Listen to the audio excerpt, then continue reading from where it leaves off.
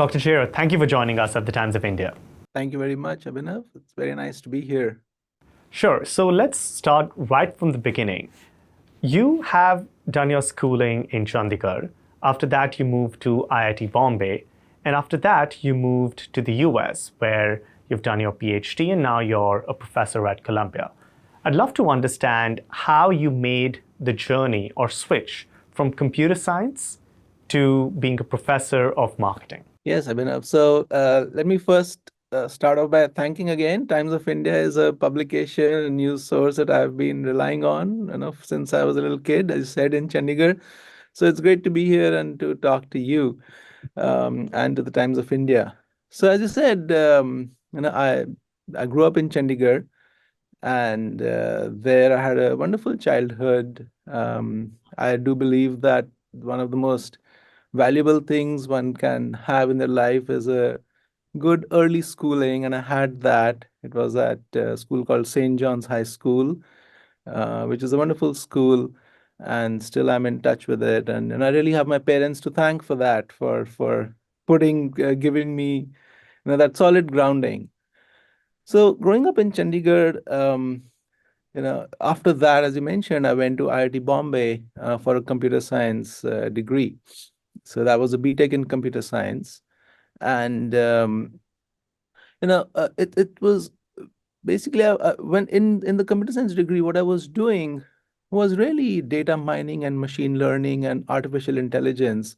That was way back in the late 1990s, early 2000s, and now these are big buzzwords. At that time, they were not as big buzzwords, but we could see the potential. Being there, learning that, I could definitely see the potential. So once I finished my bachelor's degree, the next I had to make a choice, like what do I do next?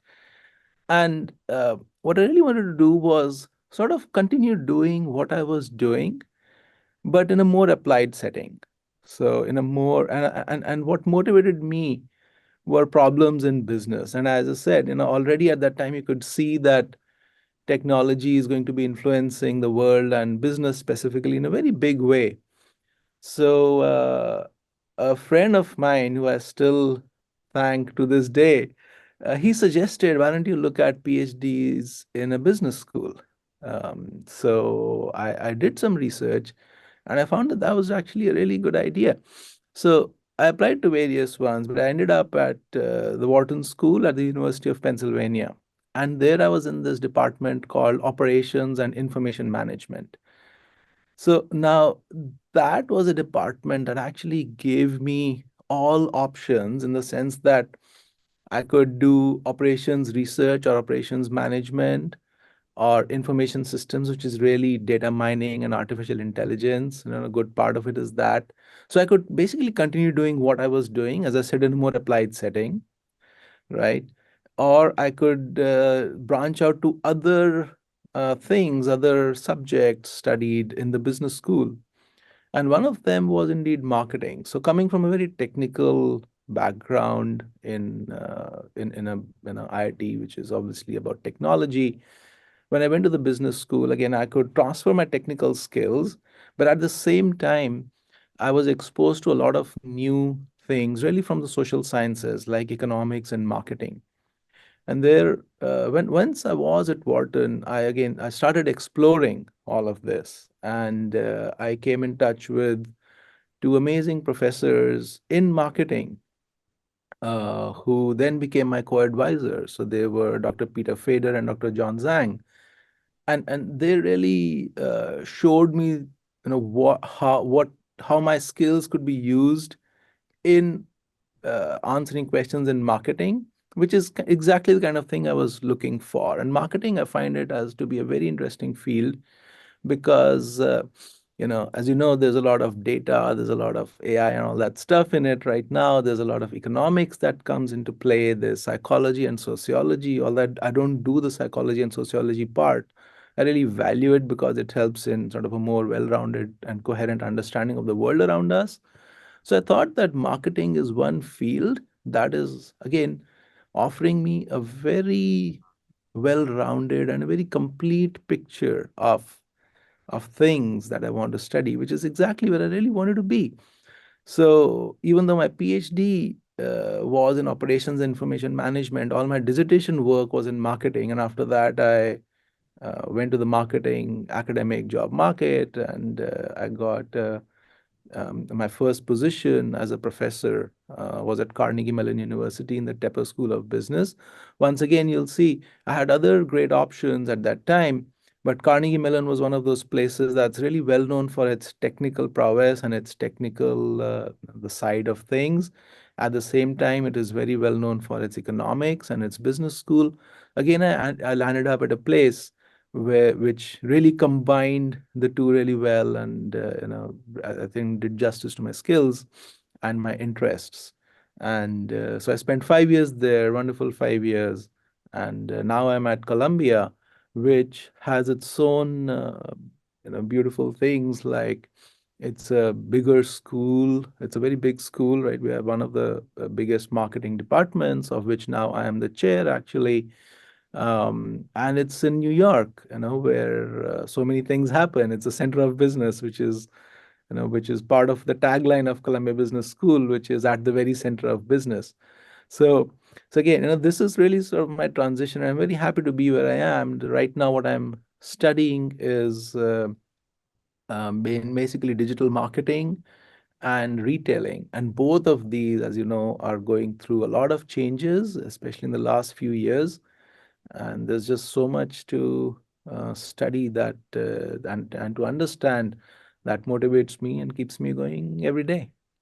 That's a very interesting description of marketing because, on one hand, we have all the soft skills, all the soft elements that are required for being a good marketer. And on the other hand, you have this incredible technical prowess and requirements which help you be an effective marketer. So let's transition from that part to what you are doing in marketing, which is predictive modeling and analytics. And as we know that with the advent of the internet and digital advertising, a lot of ads and marketing is now driven to be performance oriented, and hence the emergence of performance driven marketing. What do you think that portends for legacy media organizations, ranging from the New York Times to other such established media players around the world? And would they be playing by a different set of rules? Or how would they adapt and how should they adapt? Yeah, so that's a very good question.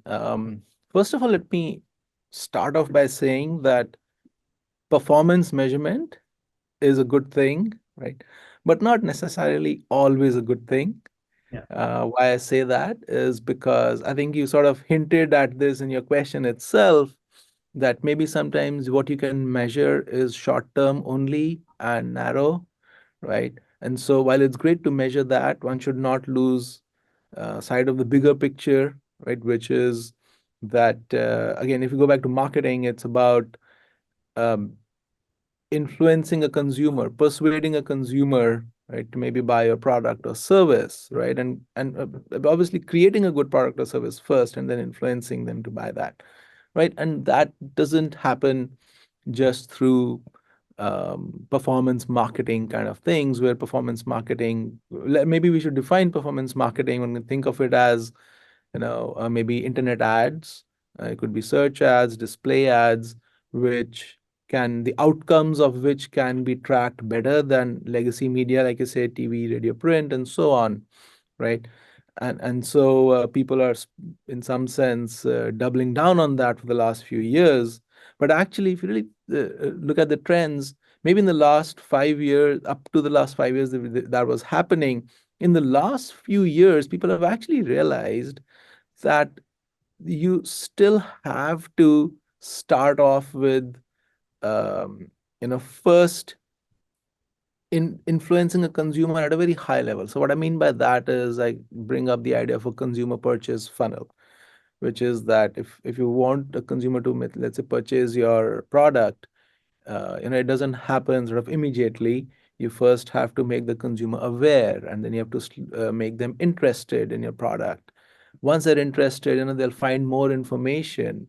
So you have to create that desire in them to have your product, and finally they take the purchase action, right? And even after the purchase action is done, you don't want it to be a one and done game. You want them to be repeat customers, right? So when you want them to be repeat customers, you maintain the relationship even after. Now, the early part of it, which is awareness and interest, how do you generate that? Performance marketing doesn't really generate that, right? But you still have to do all of this full funnel marketing. So how do you generate this? You generate this in many cases through legacy media like television, radio, print, and that is why these media, while of course they've reduced as a percentage of ad spend, they are actually still very big sources of ad spend or marketing spend. So that's still happening there. And so the early part of this funnel, awareness and interest, is still through a lot through legacy media. Yeah. And then even the later part, when I say later part, I mean to keep consumers engaged even after purchase, right? A bunch of that is actually not happening through performance marketing channels, which are typically search and display ads, Yeah. right? So there's a kind of a long-winded way of saying that performance marketing has its place, but uh, media like television, radio, print, they also have their own space and they will always have their own space. As long as people are consuming uh, these media will have their role to play in marketing. And then again, what is I think really interesting here is that these media are also becoming more and more measurable, right? So with television, we have connected television where you can target ads better and you can see the outcomes of ads better.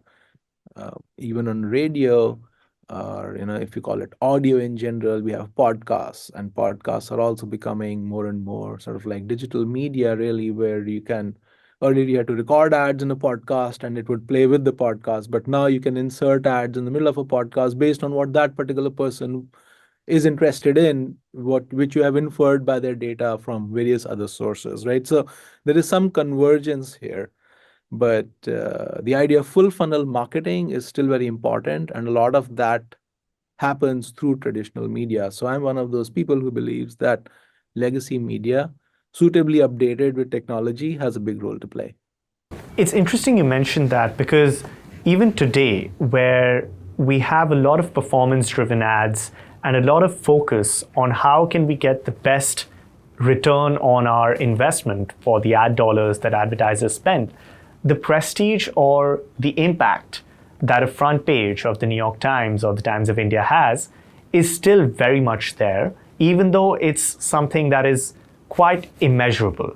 What do you think that means for a world where programmatic advertising, where Instagram Reels, where the method of advertising is fundamentally changing? And how can legacy media companies continue to have their own foothold, very much grounded in a world which is going through a lot of flux? Yeah, so again, that's a great question, and many layers to the answer. So maybe one thing I'll say is that, as I mentioned a few minutes back, as long as people are consuming media, marketers want to be there, right? So marketers will be there where people are consuming media and try to insert their messages in that media. Now, different kinds of media also reach different kinds of audiences and have different types of impact. So our previous discussion just now was about sort of this more rather than a like a branding type of thing, right? But if you also look at, let's say you mentioned the first page of the New York Times or the Times of India or some of the print ads in these top publications, you see a lot of ads for, let's say, expensive watches in these, right? And let's say the Wall Street Journal or the Economic Times or one of these. Why do you see that? Well, because a lot of people who have the money would be reading these publications because that's where they get their value from, and that's the media they consume, right? So it's what I'm really getting at is this idea of targeting, right? Yeah.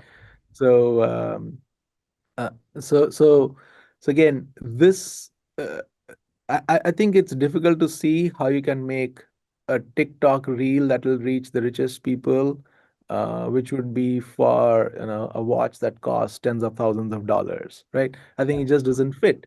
But for many other things, it does.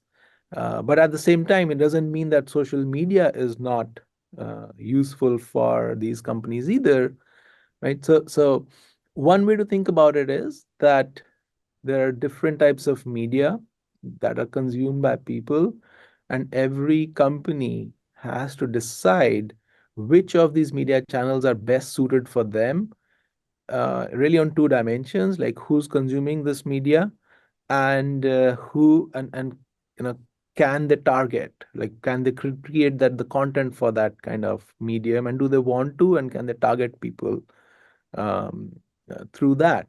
Yeah. So I think this is sort of a framework to think about it.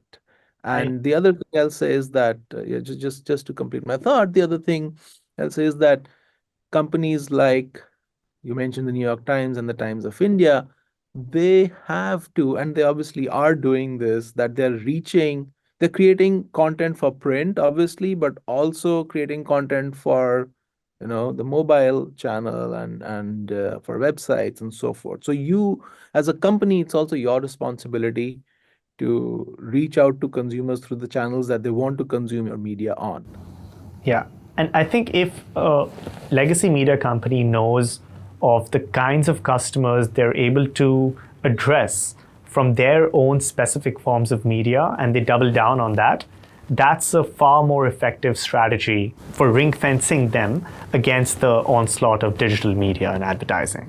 Yes, absolutely. And, I mean, we can also maybe talk a little bit about the monetization of some of these companies, right? So I think the New York Times is kind of a poster child for uh, sort of experimenting with different kinds of monetization and really settling on a lot of monetization through subscriptions, which people really do because of the content that they create rather than advertising. I mean, they do advertising, right? But they rely very heavily on subscription revenue, which is sort of good to see because it really means that look, they're saying we are creating good content and you will want to pay for that content, right? And so that's kind of their core business, sort of as you mentioned, and doubling down on that. That's interesting. Let's move on to another part, which is about how you also view the world. And the reason I say that is because your designation for the past year and a half has been Professor of Free and Competitive Enterprise. And in the wake of Google recently losing the antitrust case, it brings up the question of how do we see monopolies and the future of advertising and digital media in the face of that. Increasingly, we are seeing a lot of consolidation of power, resources, advertising, where people talk, where people advertise, and so on and so forth. What do you think about this? Yes. So you mentioned Google losing this antitrust case. I think so. This happened in early December, right? But let's just keep in mind, for our listeners also, that there are many different antitrust cases going on against Google at this time, and I mean they've lost one of them, Yeah. right? Which is this case on the App Store fees recently.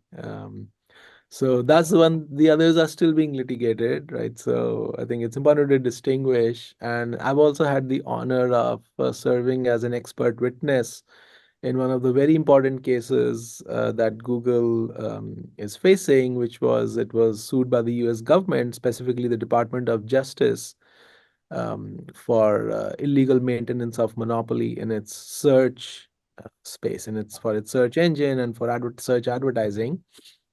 And I was retained as an expert witness by the Department of Justice, and I testified in court around that. So I've thought a lot about these things in the last few years.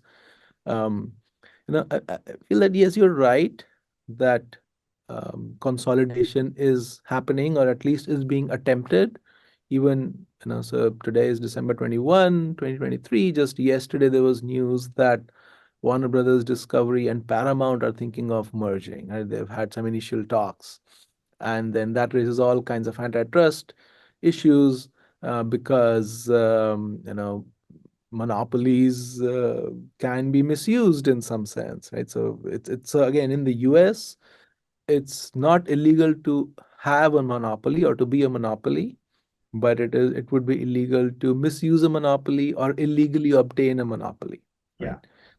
So again, that distinction is also important, that all not all monopoly is bad, but monopoly can be misused, and that's what all governments should want to protect. And as you mentioned, my title is the professor of free and competitive enterprise.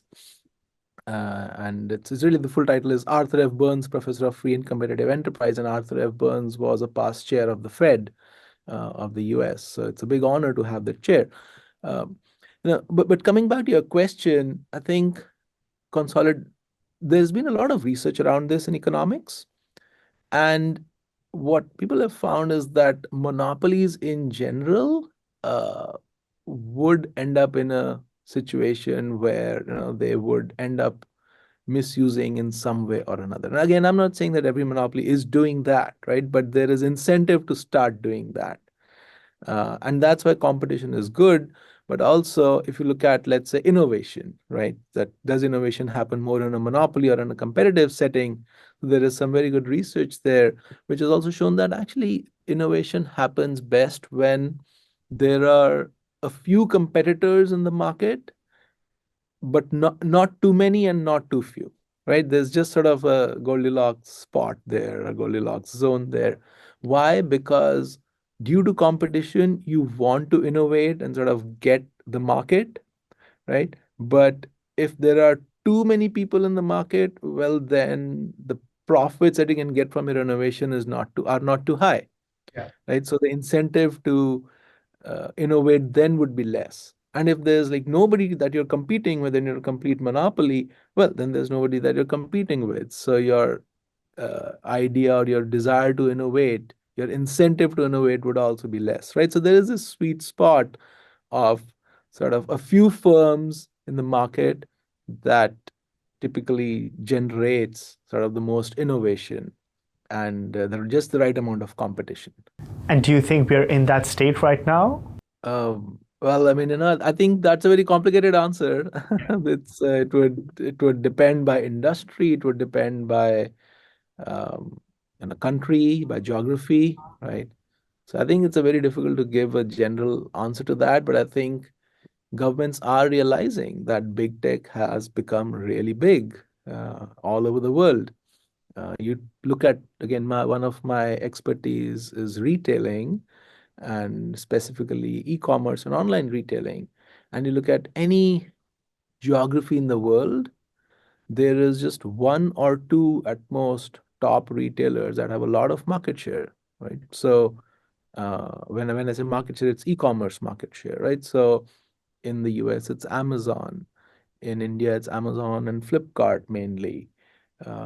In Europe also, it's mainly Amazon, right? There's in South America, it's Mercado Libre.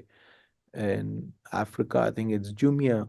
So, it's kind of interesting as an observation that you take any geography in the world and one e-commerce company or at most two, like in India, are controlling a very large share of that market, right? So I think we are sort of my off the cuff opinion is we're a little bit away from that point of Goldilocks zone. Maybe there should be a little more. But I'm not. This has this the a complete answer requires a lot of deeper study and qualification.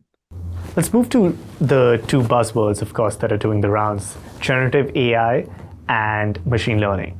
I'd love to understand your view on how these two technologies are particularly influencing the field of marketing, and where do you see marketing going in the near future because of the advent of these two technologies? Yes, that's a wonderful question and something that we in marketing think of all the time because these technologies like machine learning and generative AI, the two that you mentioned, they are really taking the marketing world by storm.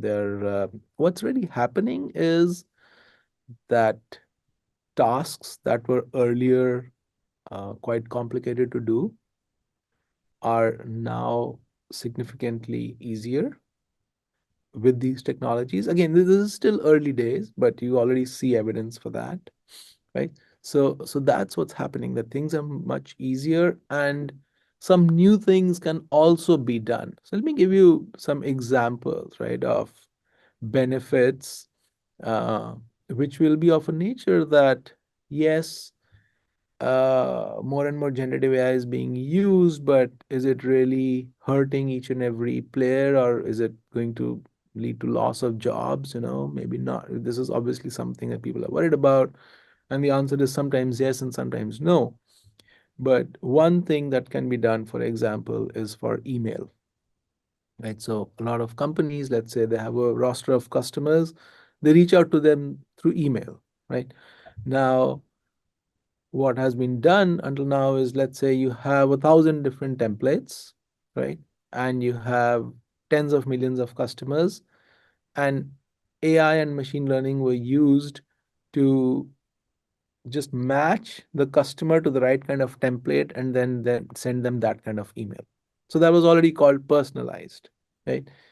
Now, what happens with generative AI is that you still have 1,000 templates, but for the tens of millions of customers, for each customer, you can use the templates to actually generate an even more personalized email, right? So beyond just matching the right customer to the right email, you're saying let's generate the right customer to the right email with the uh, templates that humans have created as the seed, right?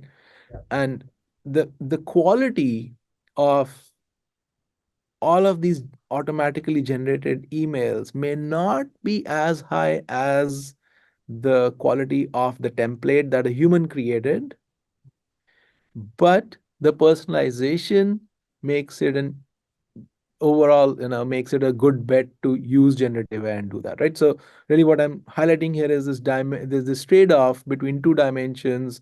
One is quality and the other dimension is personalization, degree of personalization, right? And firms are realizing that, okay, with better and better technology, you can maintain higher quality and get personalization, right? So that is one way in which generative AI is being used, which is quite fascinating. A similar one is a chat with customers. So think of a country like India, and we have so many languages. We have so many different sort of,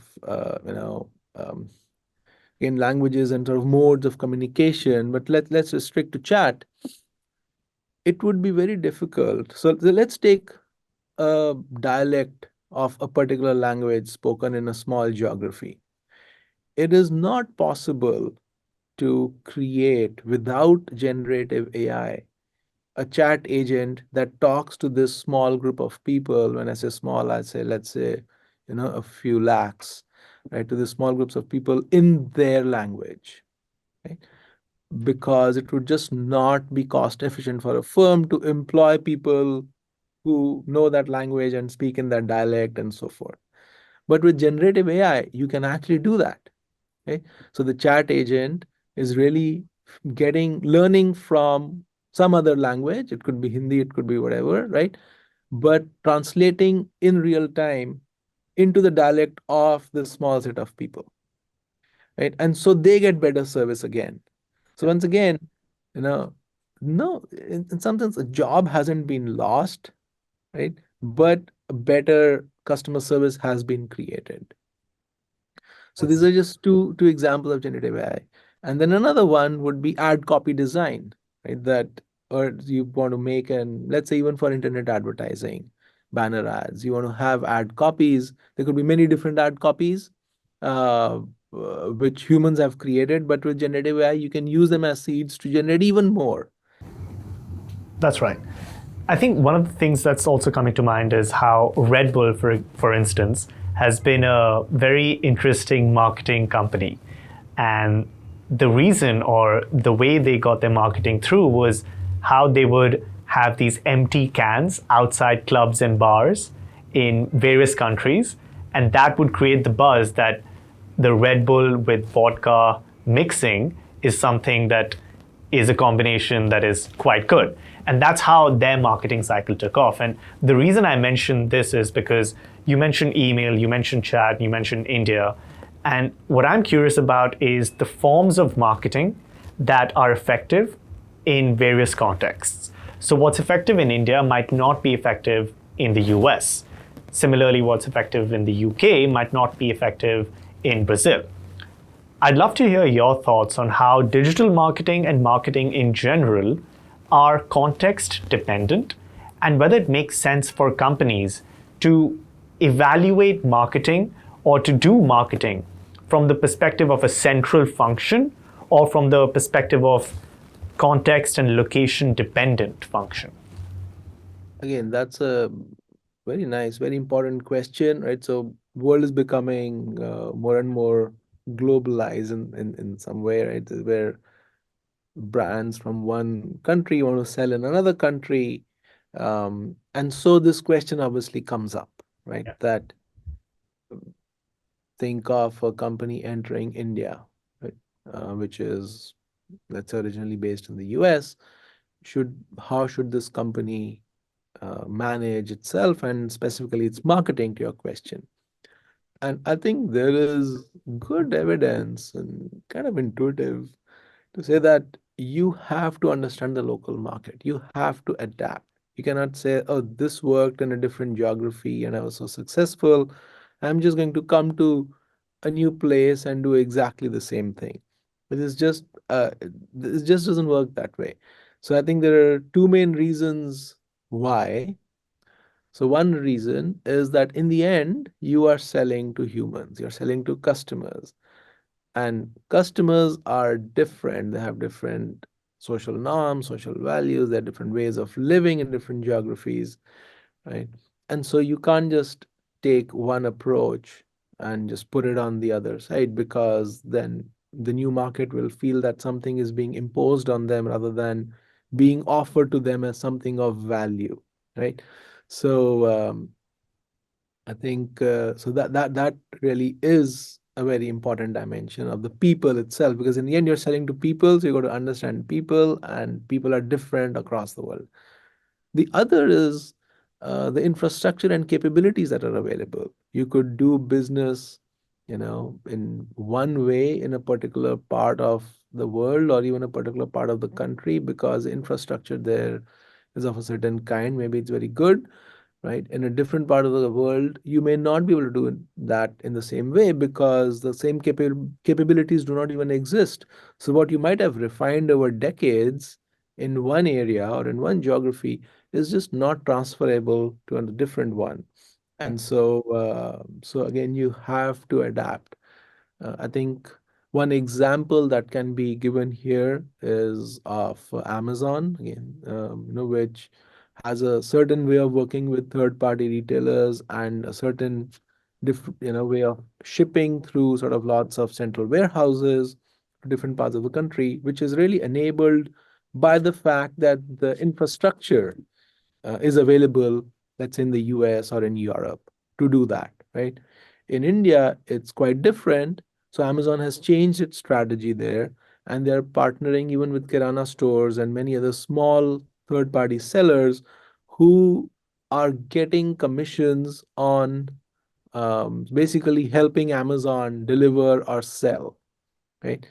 And so it's almost like a flip where, I mean, both kinds of things are happening in India, but in the US, it's like, the third party retailer has to go to Amazon and always sell there and gets a commission and Amazon gets a commission on the sale.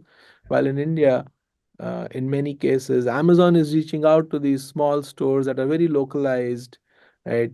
They know their clientele really well, so they can even actually help with selling, and they get the commission on the sale, right? So you can see the model almost flips.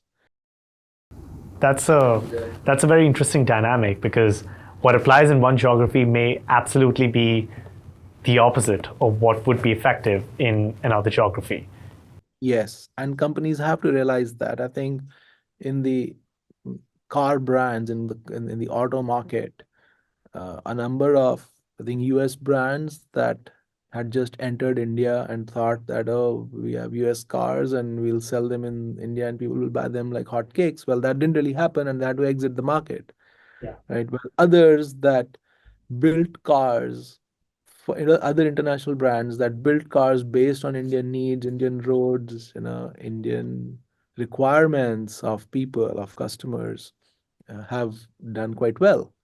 Do you think this is a process of iteration and then you improve after iterating, or do you think this is a process of can you reverse engineer it in some sense? So I think it's a bit of both. Reverse engineering, in the sense that I think you first have to start off by understanding. So first you have to start off with the open mind that I'm entering a new market. To be successful here, I may have to do things very differently. Right? And I think so some market research is obviously needed, understanding people is obviously needed. So to that extent, maybe you can say this is a little bit of reverse engineering going on because you're starting the market and you know, but at the same time, there is a lot of iteration because okay, now you understand the market and you know this is the right, or you have an idea that this is the right kind of product that will fit this market. But all product market fit requires a large amount of iteration typically. And you don't get it right in one shot. I mean, you could be lucky and that could happen. But generally, it's like, okay, you do take small steps in the right direction. And that is really why, coming back to your original question here, it's important to understand that, look, I'm in a different market. I got to find a solution for this market, not just take a cookie cutter solution from a different market and put it in here. Because that just shows your sort of uh, the fact that you're not ready to iterate. You're close to the idea of finding a product market fit in every market.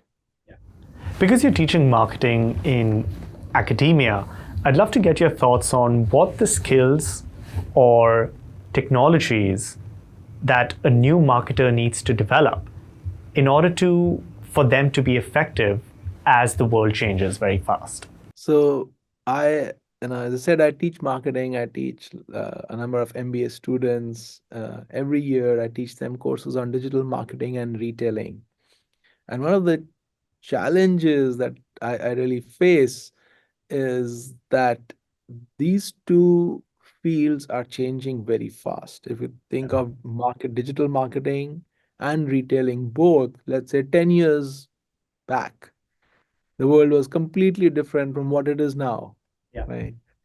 And uh, and so this question that you've asked is one I face sort of every day, or let's say every semester. Okay, I'm going to teach this course again. What do I teach? Because a year from now, 2 years from now, if I teach them very specific things, is going to be not relevant. If I teach them a particular tool, it's really not going to be relevant. Technology is moving fast. So if you look at marketing tech, MarTech, right, what is called MarTech, marketing technology, about 10 years back, there were about 500 different companies offering MarTech solutions, and now there are more than 5,000, right? So even there's a lot of specificity.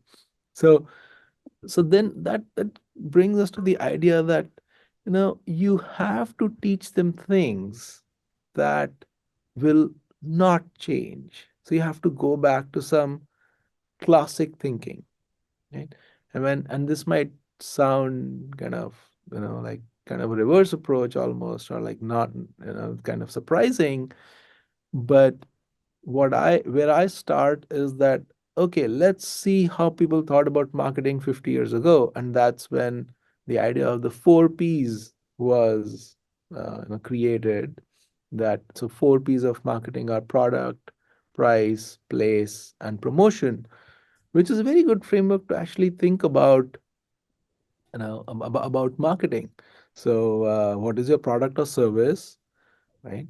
And again, 50 years ago, maybe there were more products. Now there are lots more services also. So you adapt that framework a little bit. But you know that one of the P's is product or service. You need to innovate. You need to find this product market fit, like we are talking about. The other one is price.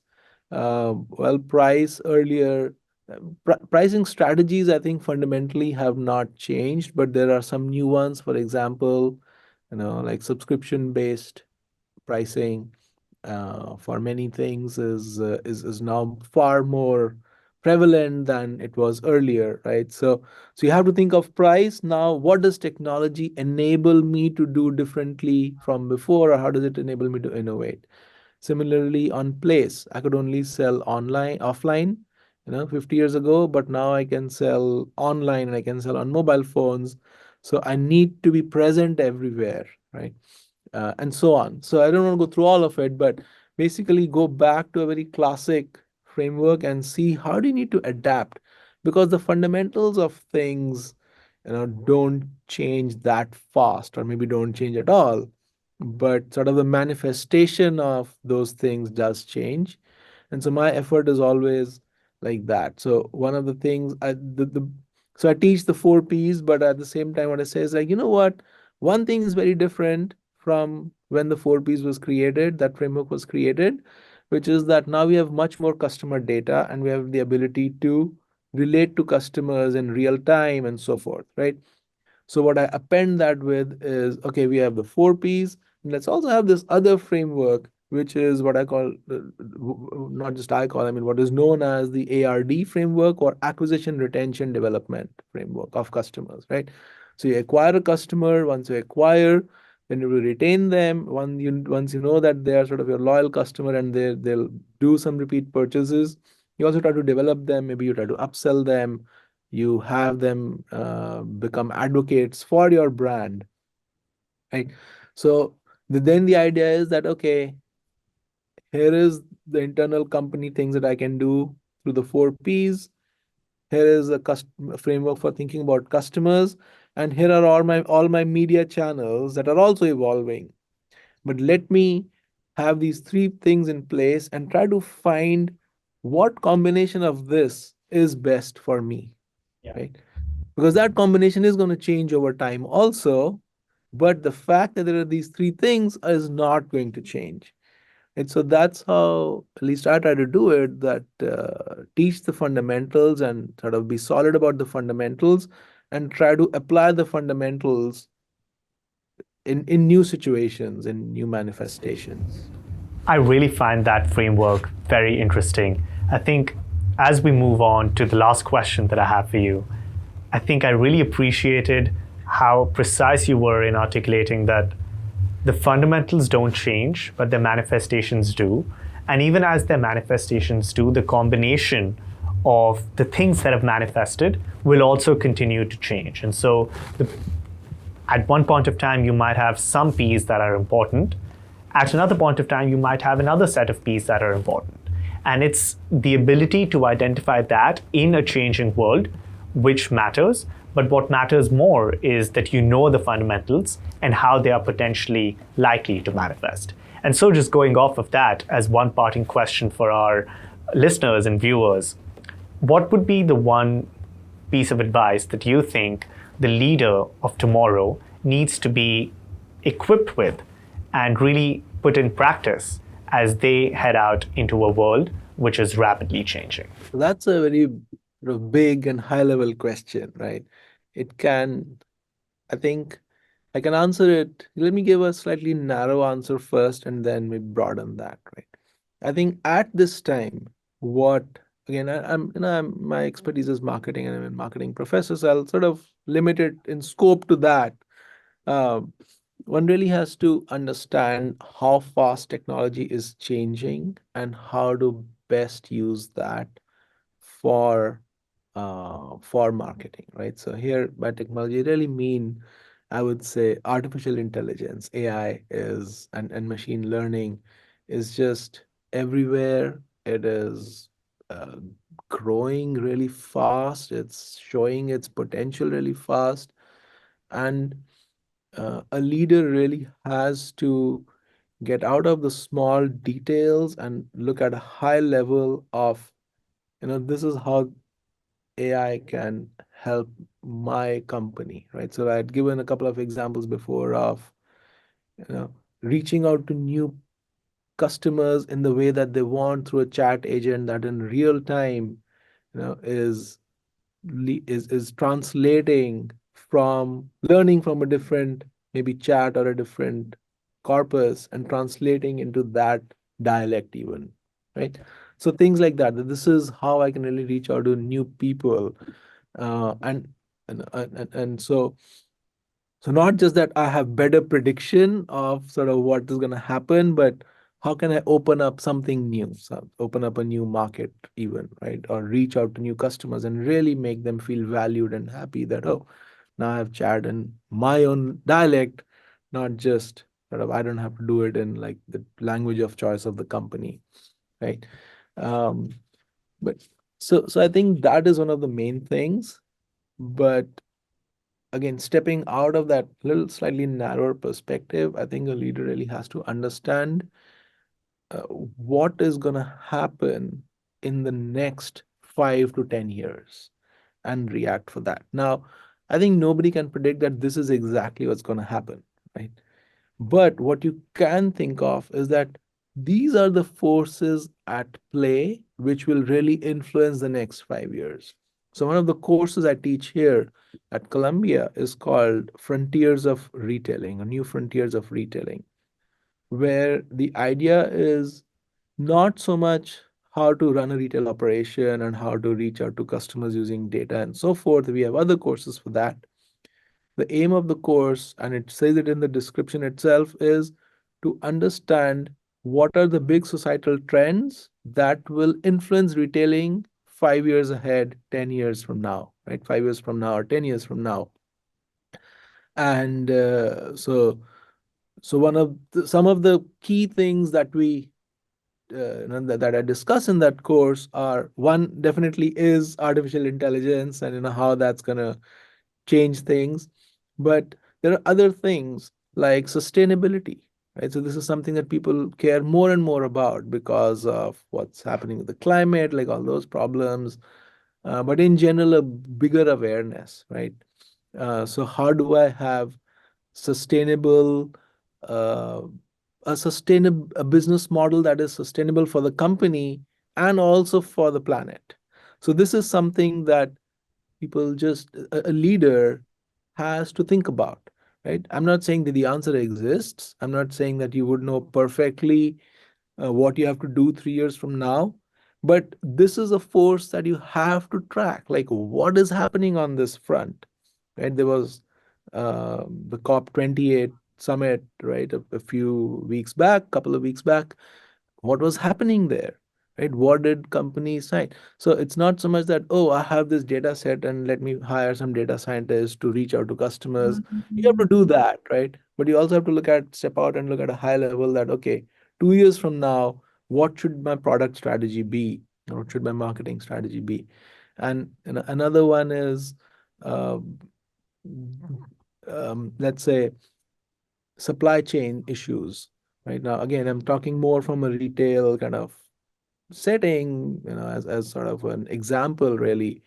But we realized in the pandemic that supply chains were actually not as resilient as we thought they were, right?